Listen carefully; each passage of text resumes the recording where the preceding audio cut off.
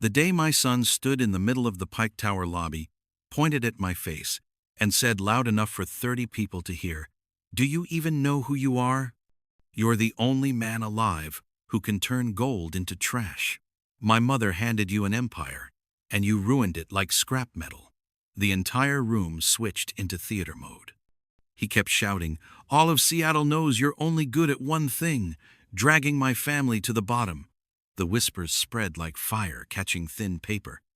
And in that exact moment, I realized some wounds don't need knives. Only a child who sees you as an obstacle on the ladder they want to climb. If you've ever been looked down on by your own child just because you're poorer than they think you should be, if you've ever been called a burden, if you've ever been treated like your worth is measured by the cash in your wallet, leave a single yeah. So I know you're here with me, and tell me which city you're listening from. I honor every second you stay, because some stories only those who've taken a similar cut can truly feel. The wood shop where I work in Boise always holds an atmosphere I can't quite put into words. Warm yellow lights falling on floating sawdust. The scent of fresh pine drifting through the air like the breath of a house that's aged alongside time. And the steady hum of the table saw sounding like the heartbeat of a man trying to balance himself after a lifetime of slipping away from the things he dreamed of. I, Andrew Calder, once an interior architect designing Seattle penthouses in the 90 seconds, now stand over a slab of rosewood, living quietly on callous hands and small, odd jobs that aren't enough for anyone to care about. And in that rare moment of calm, the old flip phone in my pocket buzzed, its pale green screen lighting up a smear of dust, showing the one name I had buried deep at the bottom of my life, Preston Rivera. For 22 years, my only son has reached out, not to check on me, not to reconcile, but to ensure I understood exactly where I stand in his world. As a failure, broke, useless, and unworthy of a place in his life, I opened the phone. His voice cut through the speaker, sharp as shattered glass. "Can you get to Seattle? Mom's dead." The lawyer will read the will. I gripped the workbench until my knuckles went white, but I kept my voice steady. Why do I need to be there? I'm not legally tied to anything anymore.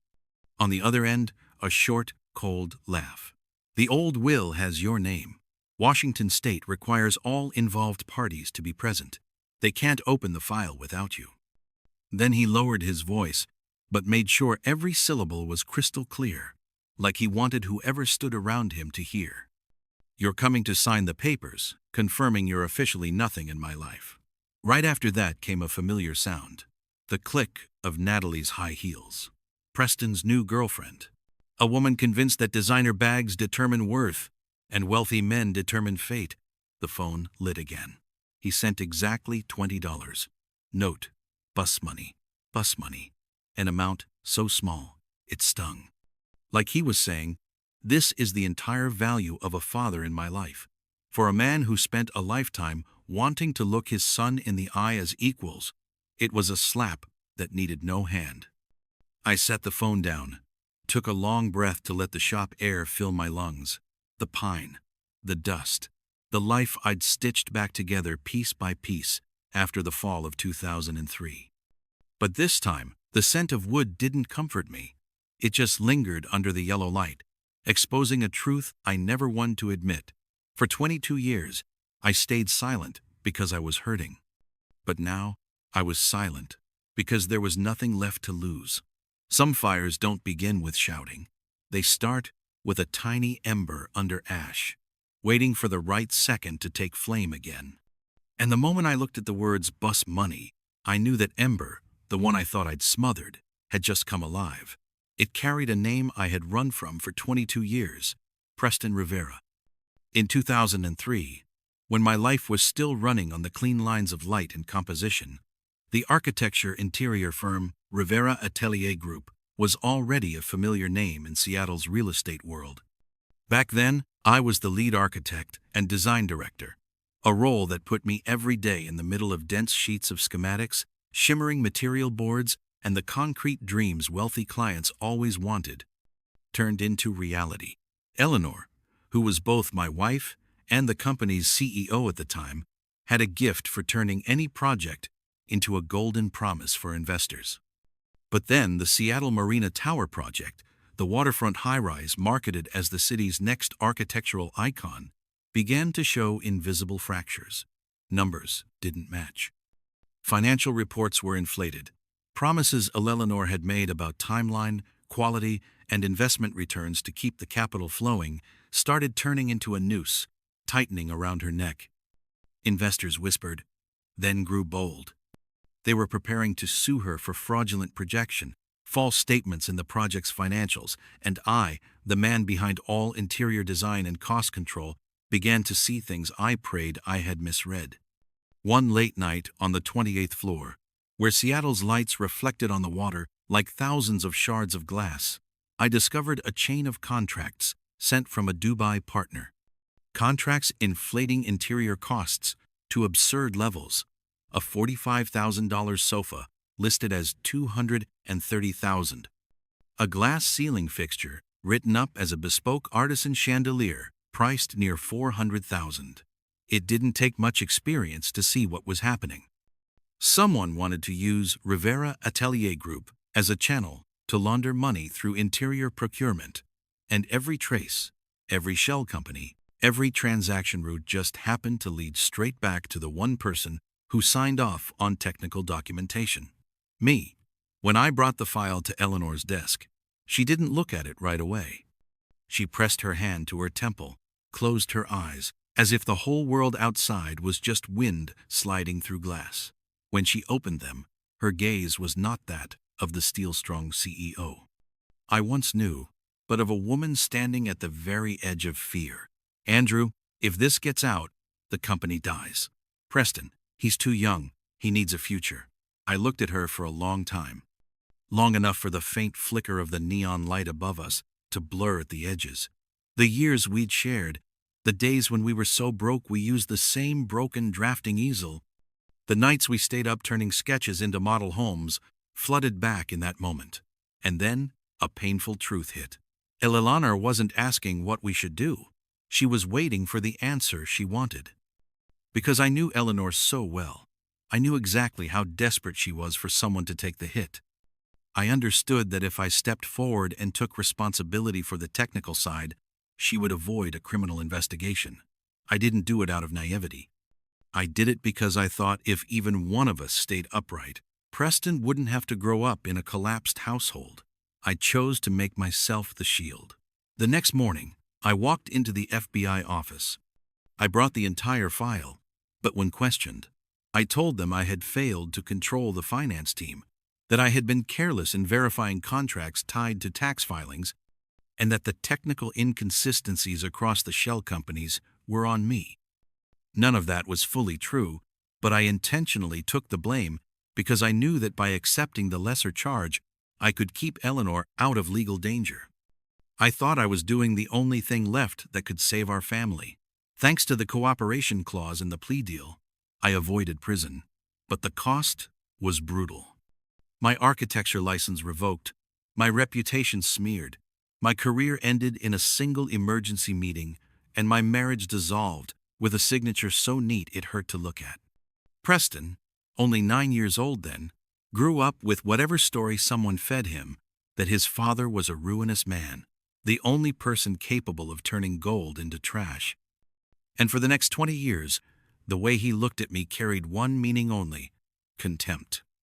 I stayed silent all that time, not because I was weak, but because I believed Eleanor would eventually tell him the truth. I convinced myself she stayed quiet to protect Preston, that she was just waiting until he was old enough to understand the full picture. But maybe I guessed wrong. She never said a word. She let that one-sided story swallow my name whole. The morning I left Boise, the sky was covered in a thin gray layer, like tracing paper architects used to refine a line. I carried one old fabric suitcase, the kind whose corners had faded after nearly 2 decades of use, and wore a flannel shirt with cuffs so frayed that light could slip through the threads. In the airport restroom mirror, I saw a man I might not recognize if I passed him on the street. No longer the confident interior architect who once stood under crystal chandeliers. No longer the man with a sharp gaze defending a design concept before an investor board. What remained was someone who lived by his hands, and his quiet left hand holding a cheap plane ticket, right hand gripping the suitcase handle like a last anchor. As I waited in the boarding line, my phone buzzed. An Instagram notification lit up. I didn't open it, but the preview alone cut straight across my eyes. My father's on his way. Looks homeless. Preston's voice in the short video was so clear I thought he was standing right behind me. Natalie appeared in frame, curled hair, soft leather jacket, red lips, laughing. Seattle better prep a relief center for him. A few passengers beside me glanced at my screen, then at me, some with pity, some with curiosity.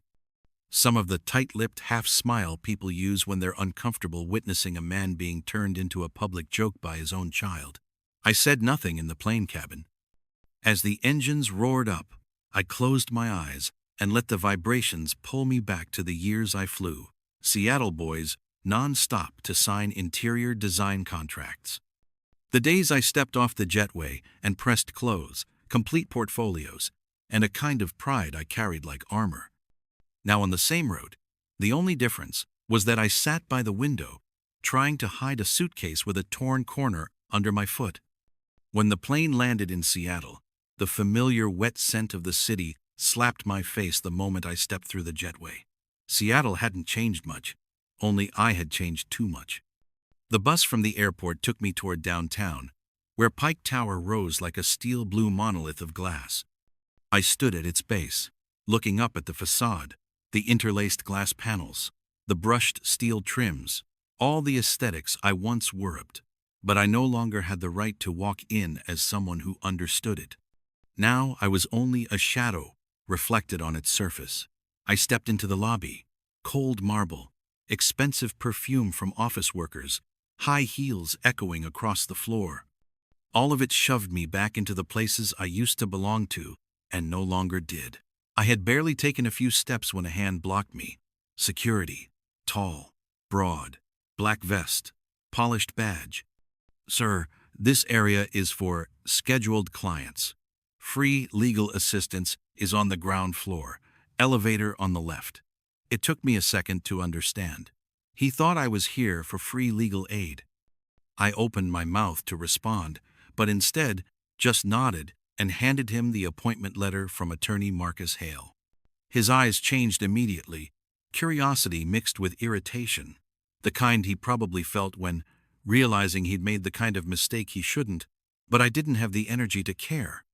At the reception desk, a young associate, maybe 27, 28, looked me over from head to toe, slicked hair, Windsor knot tie, latte in hand. He leaned toward his coworker and whispered, not quietly enough, "That's the father." Both of them held their stare a second longer.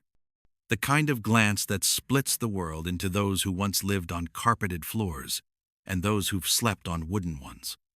A cold ribbon ran down my spine, not because of what they said, but because I realized I no longer recognized my place in this picture.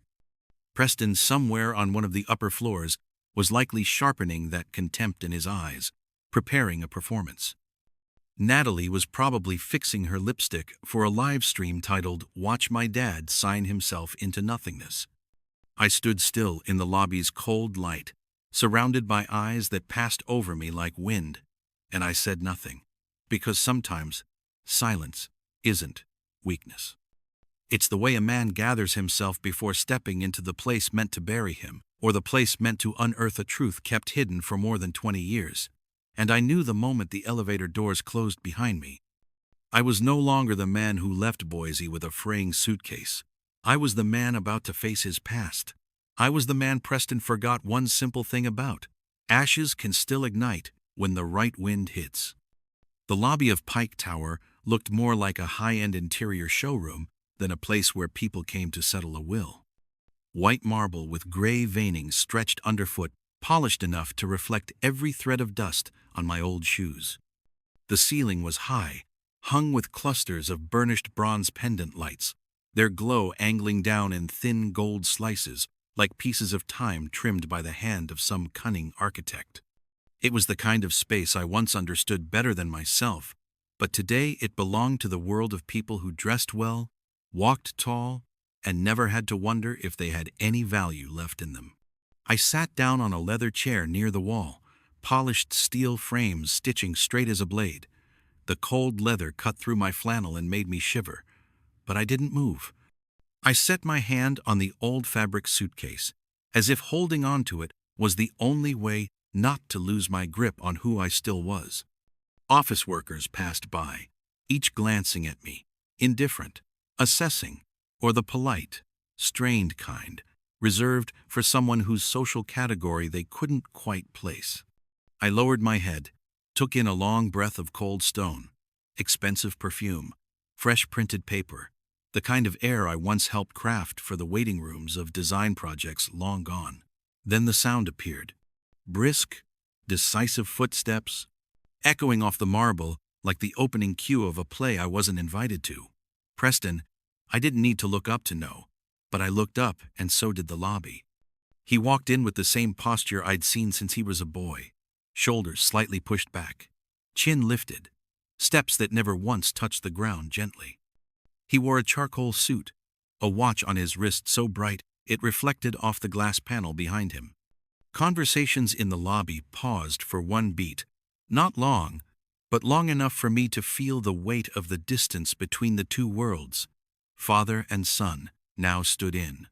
Preston looked at me, not like a father, but like a dated object misplaced in a luxury showroom. Then he spoke, the volume not loud, but carried far by the marble. The $20 I sent you is the highest investment I've ever put into your life. The lobby froze for a second. I heard a soft, "Oh, God," from a receptionist.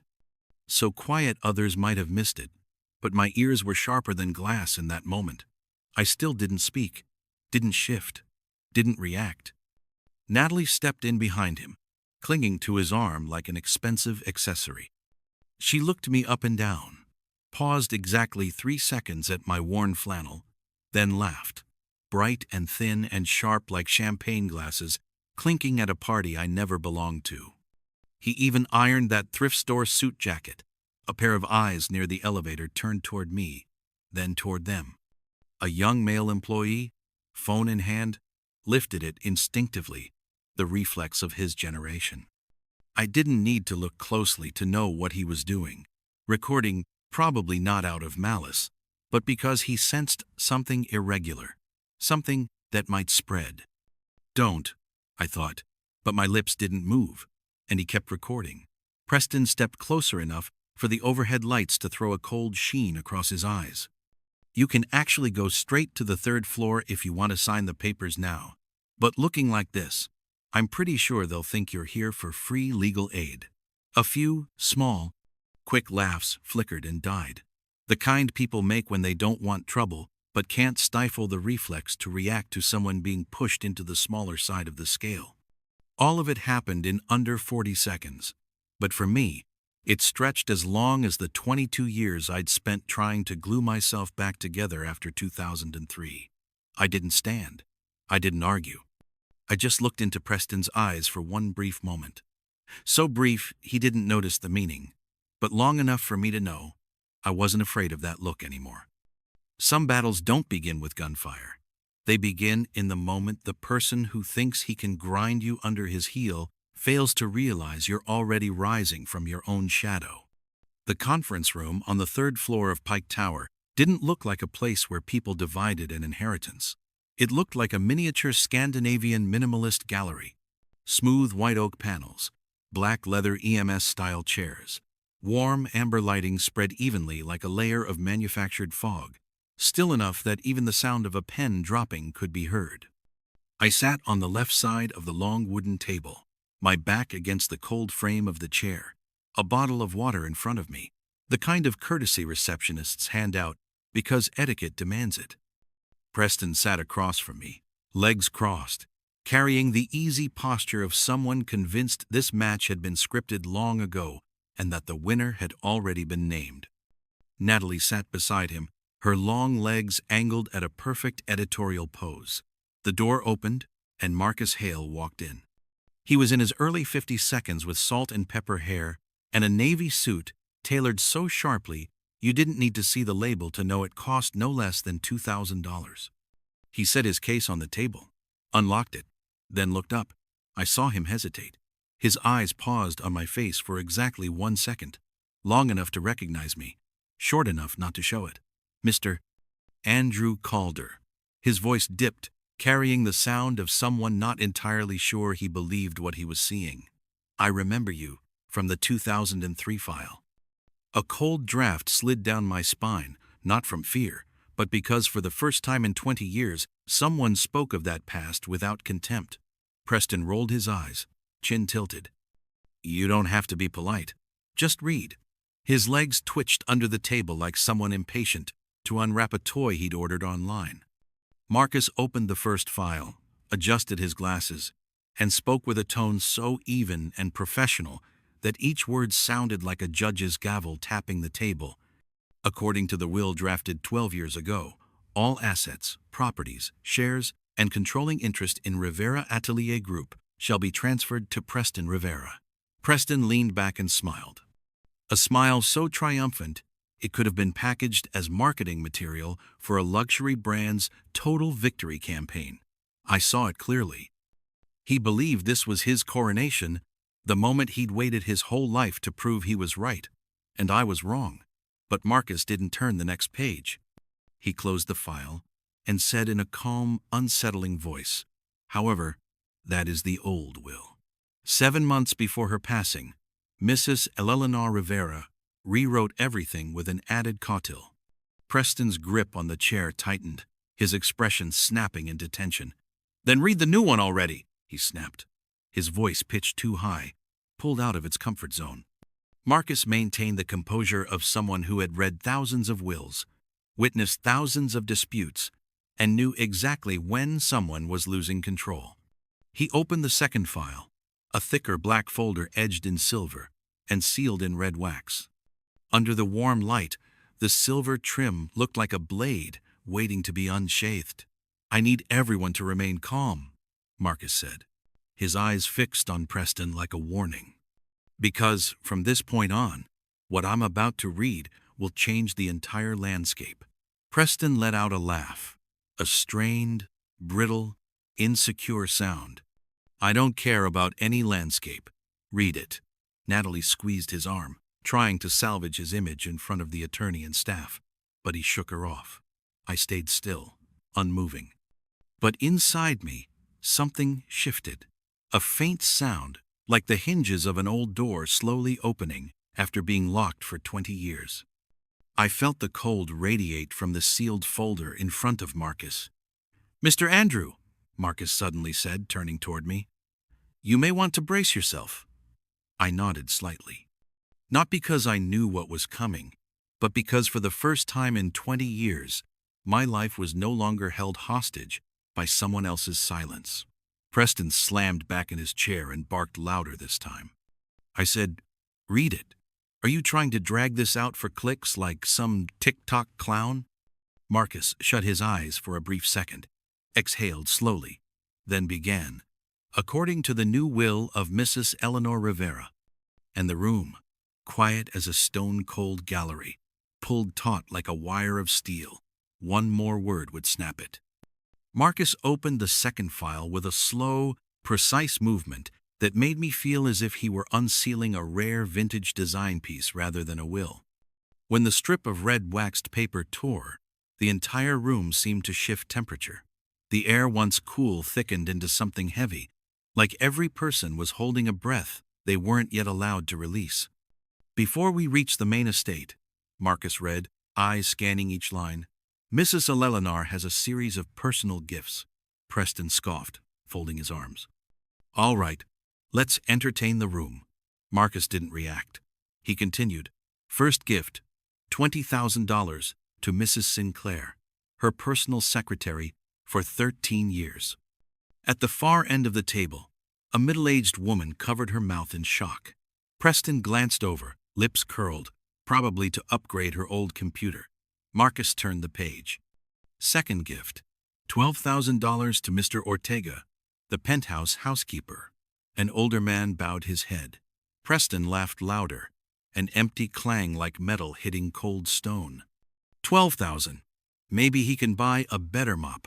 Marcus read on, unmoved. Third gift, $15,000 to Mr. Blake, her private driver. Near the door, the driver nodded shilly, eyes wet. Preston shrugged, flicking his hand. Pocket change. Natalie laughed softly, sharply. That's Eleanor being generously frugal. I noticed something small but important. Every person named was standing out in the lobby, and other staff had already begun peeking in. Preston thought this was his stage, but he didn't realize he was the one under the spotlight, not controlling it. Marcus turned another page. Fourth gift to Miss Natalie. The room's air changed instantly. Natalie smoothed her hair, straightened her posture, and her lips already lifted into a victory smile. Preston shot her a look that said, "Told you." Marcus' red voice steady. One Rivera Atelier handbag, limited edition. Natalie's smile widened. Preston smiled with her. Then Marcus lowered his tone, enunciating each word. Note, replica, to match her aesthetic. In the marble cold room, Natalie's face, draining of color, happened so quickly it could have been used in a facial expression seminar. She jerked upright, eyes blown wide, hand to her chest, as if someone had forced her to breathe thin air. Heads began to turn. An employee whispered, "Oh my God," loud enough for half the room to hear. Preston flinched, turning to her. "Don't take it personally." She was, but Natalie had already pulled her hand away, eyes glued to Marcus's paper, as if it had just exposed the truth she feared most, her own transparent greed. Marcus went on, giving the moment no time to settle. Fifth gift, $8,000 to Mr. Daniels, Preston's financial advisor. Preston frowned. Daniels, seated near the corner, looked up. Marcus read the note. For the ethics class, you failed. When Marcus said, ethics class, you failed, everyone understood it wasn't a gift. It was a slap to his professional integrity. Daniels had failed ethics years ago for violating protocol. And now he was being exposed in front of a crowd. His face went crimson, hands clenched. Everyone knew this was public humiliation. Preston shifted repeatedly, heel-tapping the chair legs, his gaze unfocused. These were no longer small gifts. They were concealed blades wrapped in tissue paper, opened one by one so the room could witness how pain doesn't need blood to be undeniable. Natalie turned away, unable to meet anyone's eyes. Daniels bowed his head, burning. Preston, for the first time since walking into the building, looked down, and I stayed still. Not a smirk, not a flicker of satisfaction, because I knew this was only the warm-up. Eleanor hadn't saved the final blade for her staff. She hadn't saved it for her acquaintances. She had saved it for her own son. And I felt the room tighten, all the lights narrowing onto one inevitable point, the name Preston Rivera, waiting to be read next under the lines Eleanor had left behind. Marcus lowered his eyes to the page, pausing for exactly one beat before reading the line he knew would change the temperature of the entire room. Then he spoke slowly, low and sharp as a polished steel edge. To my former husband, Andrew Calder, I leave to you the one and only key to the confidential Rivera Atelier master vault. No one in the room reacted in time. The air froze in a single breath. Silence not created, but dropped over everyone like a pane of heavy glass. Everyone understood instantly what that meant. Not a regular vault, but the place where Ella Lanner kept her professional secrets, original designs, and internal documents she had guarded as the lifeblood of the Rivera Atelier brand. And the only person granted access was me. Even people watching from the lobby through the glass stopped moving. Natalie's eyes flew open. Daniel stopped breathing. And Preston, he shot to his feet like he'd been electrocuted. He shoved his chair back, the legs screeching across the wood floor, sharp and violent. No, that's impossible. He never had any key. He pointed directly at me, face flushed red. He's lying. Crack the vault open. Open it now. I stayed seated, but my heart hammered hard enough to hurt. One key. Ella Laner's master vault. I hadn't seen it in 20 years. I'd never been given anything. I didn't understand what was happening. I swallowed, then said slowly, one word at a time, I never received any key. Marcus nodded, as if he had expected exactly that. He lifted the bridge of his glasses, voice perfectly steady. According to the wording in this will, the key was not meant to be given beforehand. It is to be delivered here during the reading today. A second wave of silence rolled through the room. Heavier, deeper. No one needed further explanation. They all understood that everything Preston had just screamed was instantly invalid. Preston broke, voice cracking in panic. There was no way Eleanor would give the most important thing to him. That vault is mine. That is my legacy. Marcus set the file down, his hands calm, his tone not raised, but carrying the authority of someone accustomed to stating the law. If the will confirms there is only one key and the recipient is Mr. Calder, then no attorney may authorize the vault to be drilled. No judge will approve it. There are no exceptions. Preston opened his mouth, but nothing came out. Every gaze in the room shifted toward me, not because I'd been chosen, but because they all understood one unmistakable truth. Eleanor had held on to the most important secret of her life, and the only person she entrusted it to was the man everyone assumed she'd abandoned decades ago. In that moment, Preston didn't need to be insulted. He didn't need harsh words. He didn't need a fight. One sentence in a will and the entire empire of power, confidence, and dominance he had built for 20 years slid out of his hands immediately. This was the first moment, clear, cold, irreversible, where the battle changed sides. Marcus slid his hand into the sealed black folder, letting his fingers brush the red wax as if he were touching not paper, but the detonator of a bomb buried for 2 decades. When the wax cracked, the sound was so small, only the people holding their breath could hear it. Yet it changed the color of the air in the room. He unfolded the Cottelaner's final addendum. The paper was ivory-edged, the ink a deep black, and her signature at the bottom, cut sharp and steady like a blade that didn't tremble. Marcus lifted his head, looked at the entire room, and read, I, Eleanor Rivera, write these lines so the truth does not get buried with me. Preston went rigid. Natalie slid her chair back, fingers digging into her sleeve.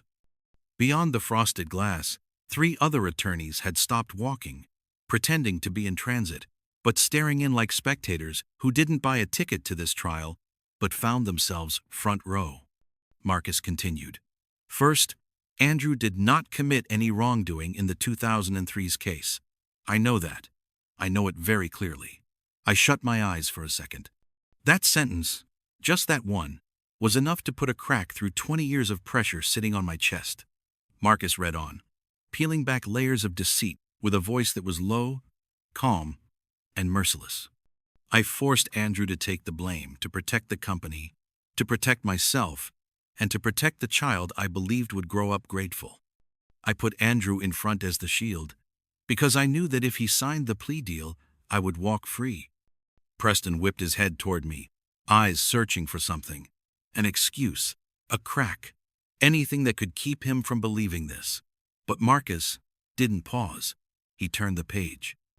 Second, Preston is the product of my own indulgence, an overgrown child who has never worked a real day in his life, yet spends money as if he owns the assets of the entire world. A wave of whispering rippled through the staff gathered outside. No one bothered to hide it anymore. They couldn't. Eleanor's words were too sharp for anyone to pretend they weren't being cut. Preston slammed his palm on the table and shot to his feet. Enough. She's lying. But Marcus read on, and the next lines were crafted to demolish the mask Preston had worn for years. I have watched Preston become a leech, an actual parasite who believes he deserves everything simply for carrying the Rivera name. A receptionist outside cooped her hand over her mouth. A young associate leaned toward his colleague and whispered, barely audible, "Holy God," she wrote it outright. Marcus kept his tone steady. He delivered the next line, the one Ella Laner had carved so hard the letters pressed deep into the page. And as for Natalie, she does not love Preston. She loves Preston's credit card. A gold-dipped leech, a parasite gilded in shine, clinging only where the metal glitters. Natalie went pale, as if slapped by a glacier. She lurched to her feet, chair nearly tipping, her mouth open, but unable to form a sound. Preston turned toward her, but she dodged his gaze like it was contagious. The lobby outside was now full. Staff, attorneys, even a few clients who had just arrived. Everyone trying to pretend they weren't watching. But not a single person leaving. Not one. This was no longer a will reading. This was a public reckoning. Eleanor's final verdict delivered in real time. Marcus lowered the page, finishing the letter. I write these lines with what clarity I have left. Not for revenge, but to restore the honor of the only person who ever truly sacrificed in this family. He looked at me. No one else. Only me. Preston broke into tears. Not the sorrowful kind, but the panicked collapse of someone who just watched his entire constructed identity ripped open in front of a crowd he once expected to applaud him. And in that moment, under the warm lights, under dozens of staring eyes, Preston Rivera was no longer the victor of his own life. He was just a man standing in front of the truth, with nowhere left to hide. The room seemed like it had already hit peak tension at Ella Laner's letter, but it turned out that was only the breath before the real drop. Preston shot to his feet, slamming his hand on the table so hard his water glass bounced and tipped, the spill streaking across the edge of the files, paper soaked and spread like an open wound. How could she write this? He shouted, something sharp in his voice like glass scraping stone. Then he snatched the same glass and flung the water straight onto the cautil as if he could destroy evidence capable of burning him alive. Droplets splattered across Marcus's sleeve. Marcus didn't flinch. He just stared at Preston with the eyes of a man who had watched hundreds of courtrooms where people collapsed under the weight of their own loss of control. Footsteps thundered in building security, storming in. Two men, broad-shouldered, black vests, earpieces. Preston backed up, chest heaving, his face so red, the veins along his temple looked ready to burst. Natalie shot up, her chair clattering to the floor. She looked Preston over from head to toe, like she was assessing merchandise past its shelf life. I don't date broke men, she said crisp and icy. I don't date broke men or mama's boys. Then she grabbed her bag and walked out, her heels striking the marble in a steady rhythm like a hammer sealing a coffin shut. Preston whipped toward her, eyes wide with a kind of naked desperation he had never allowed anyone to see. But today dozens of people witnessed it. Daniels, his financial advisor, rose, straightened his tie, and walked out too, without a glance back, no goodbye, no explanation, no loyalty, just the brutal truth. The ship was sinking, and everyone wanted off first. The room fell silent. So silent you could hear the AC cycle for the third time. A silence, thick as cold fog, standing still in a stone mansion on a hill. No one dared breathe too deeply. No one touched their glass. Preston stood there alone. No girlfriend, no allies, no one at his side. Marcus turned a page, as if the water incident had never happened.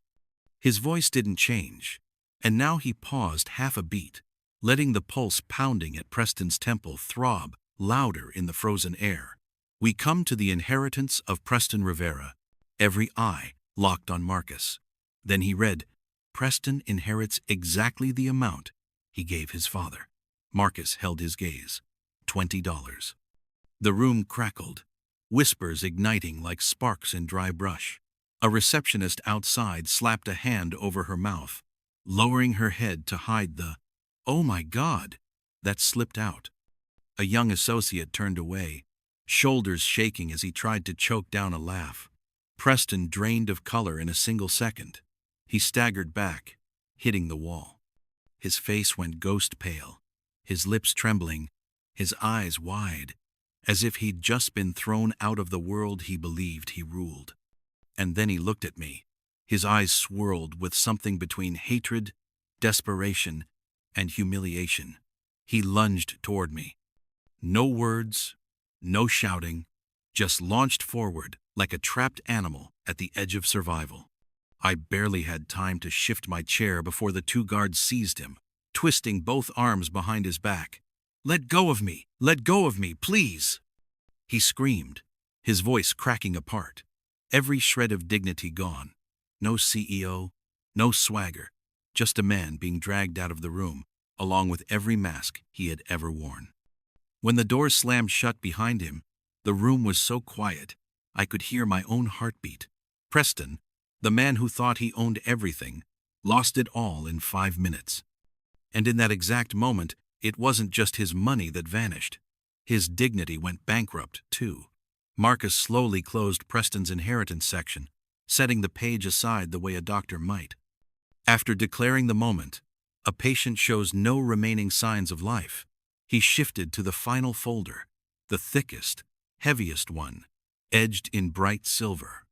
The warm overhead light caught along its spine, making it look like a metal door about to open. He lifted his eyes and looked directly at me. "And now," Marcus said, his voice low, steady, carrying a weight everyone in the room could feel, "we come to the primary distribution of Mrs. Eleanor Rivera's estate." Breathing halted across the room. No one outside the glass pretended to work anymore. They stood still, eyes locked inward, as if watching a historic verdict. Marcus opened the first page according to the final will in the codicil signed 7 months before her death. He paused, then read each word with surgical clarity. The entire estate, valued at 190 million United States dollars, is transferred to Andrew Calder. The only sound was a pen falling onto the marble floor. Not applause, not gasps, just the stillness of a courtroom when the sentence has been delivered.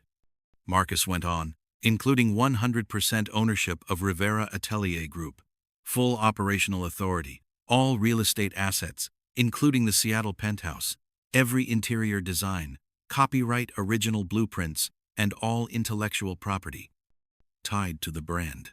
As he read the last figure, I caught sight of a silhouette standing at the edge of the hallway. Natalie had walked out, abandoning Preston without a word. But she hadn't gone far. She stood pressed against the corridor's glass line, leaning just enough to see in, her expression tight, as if she needed confirmation that Preston's fall was as deep as she suspected.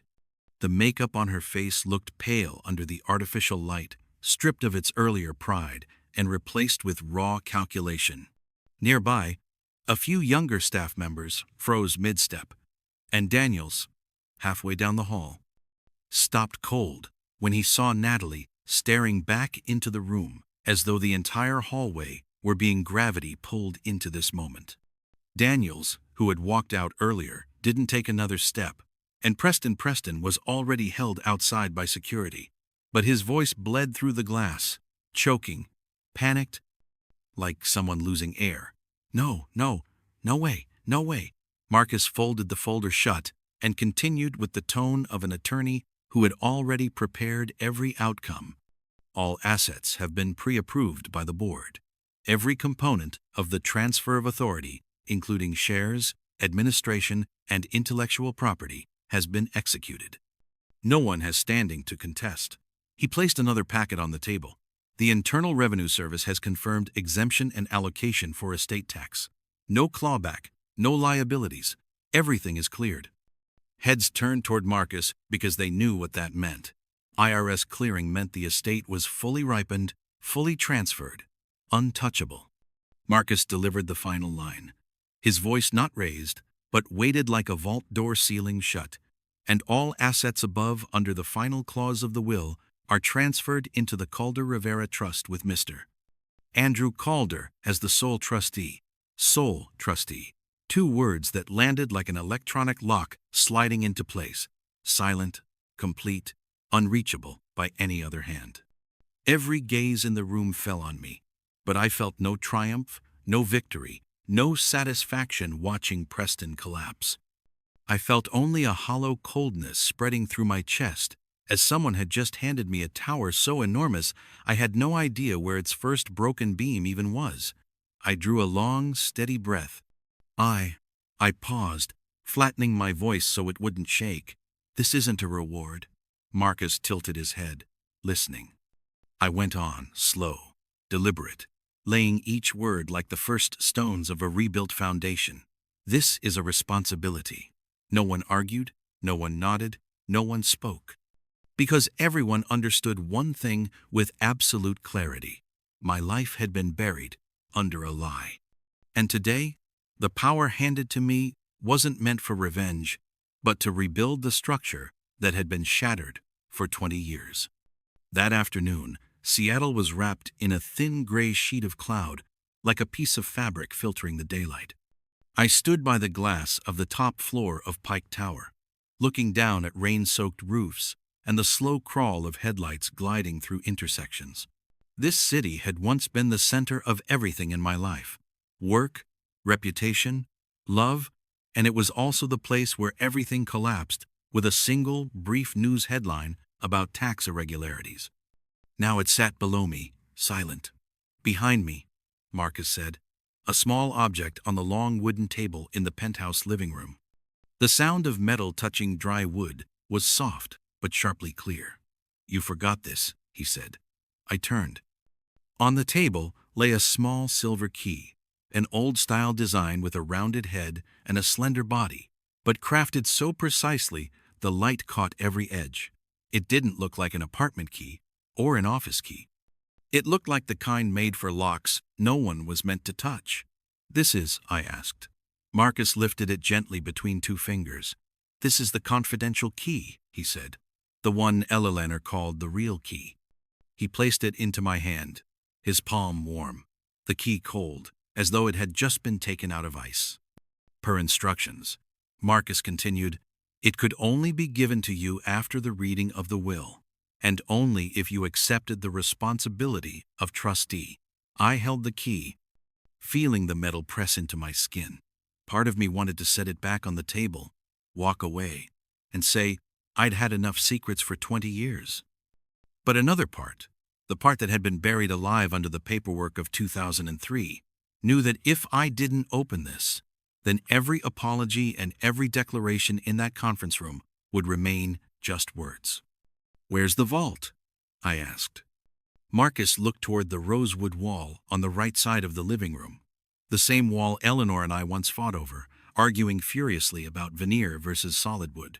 Behind that, he said. She called it the Rivera Atelier, confidential vault. Only 2 people ever knew about it, her and now you. We walked to the wall. The rosewood was oiled to a soft sheen, grain flowing in long waves, showing no visible seam. If you didn't know, you'd never believe there was an empty space behind it. Marcus felt along the corner for a hidden catch and pressed. A dry click sounded. A wood panel slid aside, revealing a small metal door the size of 2 hands, almost invisible unless you were standing right in front of it. The lock sat centered, a precision mechanical lock, unmistakable in its craftsmanship. I lifted the key. Metal touched metal, and the contact rang through the quiet room like the sound of a clock restarting after years of silence. I turned the key. A deep, decisive latch shifted. The vault door opened a sliver, exhaling a stream of old air, paper, ink, and the faint scent of long-stored wood. Inside, there was no money, no jewelry, nothing that glittered, only documents, files stacked neatly, pale yellow manila folders with edges slightly worn. On the front of the first folder, Eleanor's handwriting was clear and unmistakable. Case file, 2003, Calder, Rivera. I pulled the file out and set it on the console table by the window. The late Seattle light slid across the paper, illuminating lines of bold black text. Marcus stepped back, arms folded. Not a guide anymore, but a witness. The first folder was a complete copy of the 2003 file, the contracts with the Dubai partner, the emails about interior price elevation, my red pen notes, and the rest of it, the part I had never seen. There were internal memos sent to Eleanor, warning about possible money laundering through interior expenditures, warnings she had received. But at the time, she was pinned between investor pressure and the fear of the company collapsing. She chose to look away, telling herself that if she could just get through that storm, she could fix everything later. There was also my original report clearly stating I refused to sign off on those absurd numbers without justification. The report that had somehow disappeared from the official case file that year. I turned the page. A fax was clipped between the documents. The paper slightly yellowed, but the ink still sharp. A header from an FBI office. The line bold. Subject: Andrew Calder, not a target. Beneath it: based on cooperation and provided documentation, Mr. Calder is no longer considered a target of investigation. I didn't need to read the rest. Just the words, "not a target," were enough to con my chest.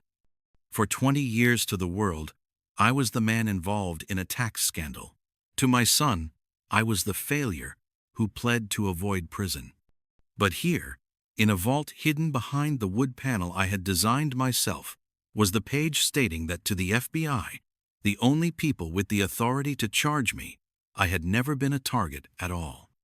I gripped the folder edge, trying to keep my hand from shaking. The second folder was thinner, kept separately, no printed title, only Eleanor's familiar handwriting in the corner for Andrew. I opened it. Inside was a handwritten letter, 3 pages long, blue ink, the script trembling slightly on the last lines, but still the same handwriting I had seen on the earliest concept sketches we ever worked on together. Andrew, the first line read, "If you're reading this, it means I no longer have the chance to be a coward again." I read each sentence, each word, feeling like I was listening to an old voice echoing out from inside the walls.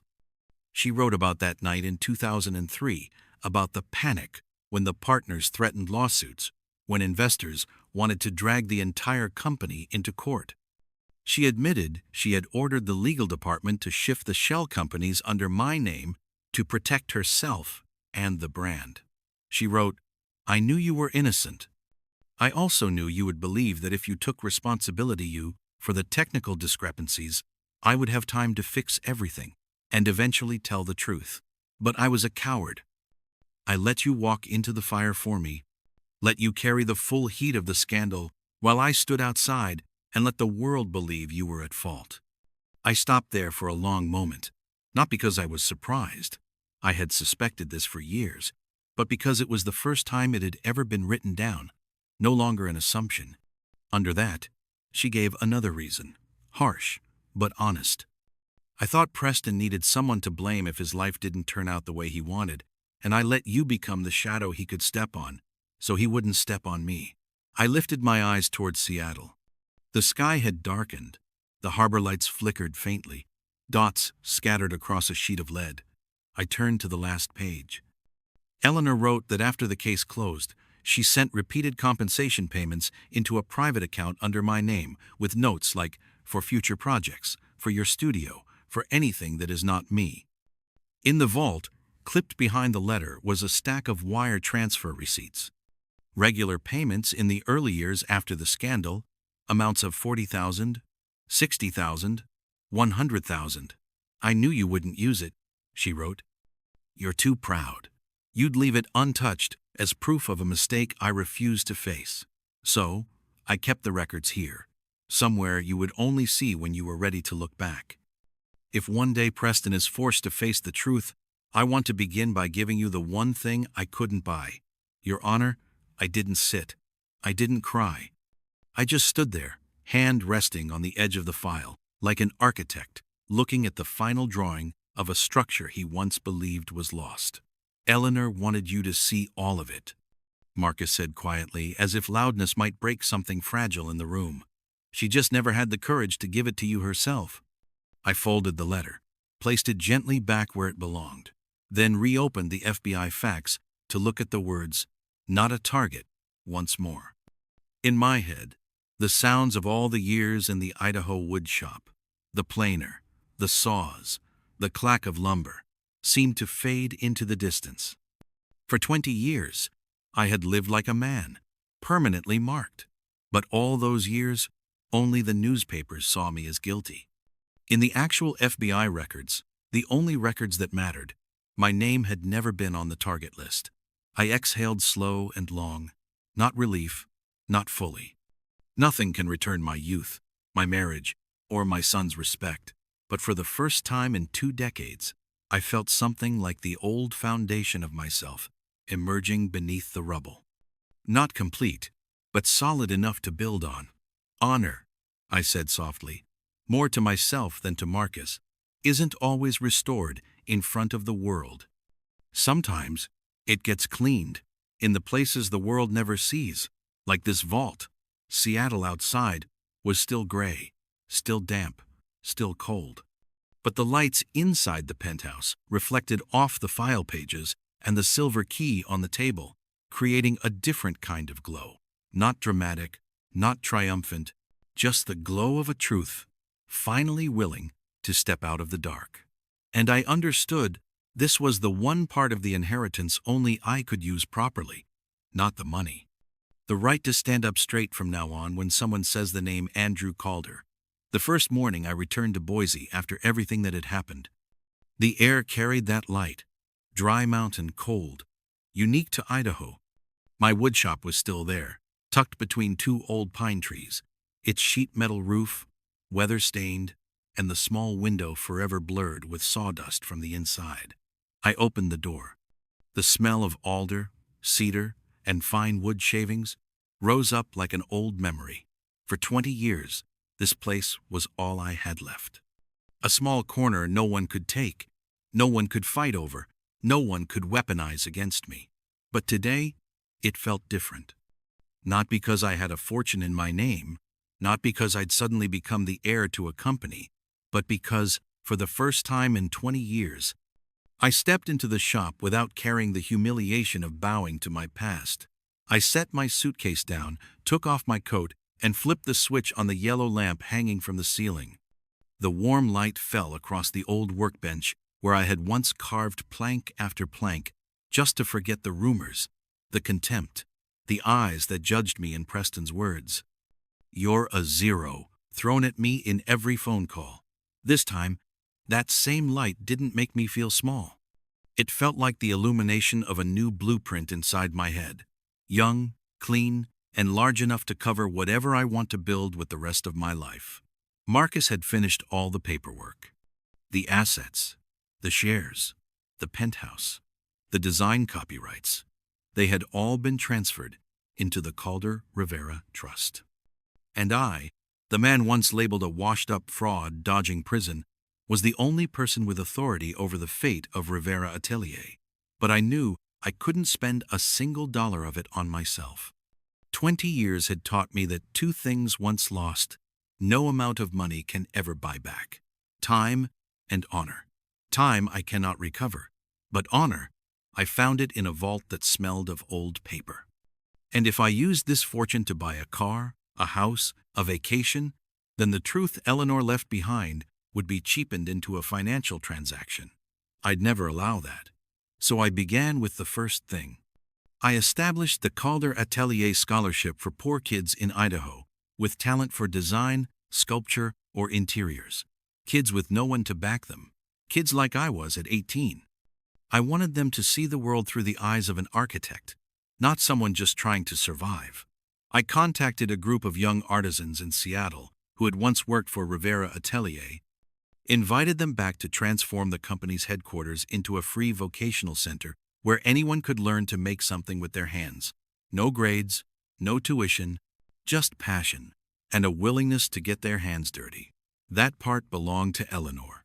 I returned it to the world. As for my part, I kept every sound in my Boise shop. The saw hum, the warm afternoon light on, golden wood grain, the pencil sketch drafts still faint with graphite. One afternoon, while I was wiping down the workbench, the door opened. Preston stood there. No designer coat, no arrogance. His face was ashen like someone who'd lost direction entirely. Dark circles under his eyes, shoulders sagging. "Dad," he said, the word catching. "I want to talk." I looked up. For 20 years, I had imagined this moment 100 different ways. Imagined an apology, remorse, some sentence that would make me believe the boy he once was, still buried somewhere inside the man in front of me. But what I saw was just a person who had lived on privilege so long. He didn't know how to stand when it was gone. "Can you forgive me?" he asked, voice. I set the cloth down. A thin cloud of wood dust lifted from the surface, glowing in the evening light. "Preston," I said, "you want forgiveness?" He nodded quickly, almost desperately. I looked straight into his eyes and said the one thing I knew had to be the foundation of any reconciliation. If such a thing could ever happen, do the first real thing in your life. Work. He froze. No shouting.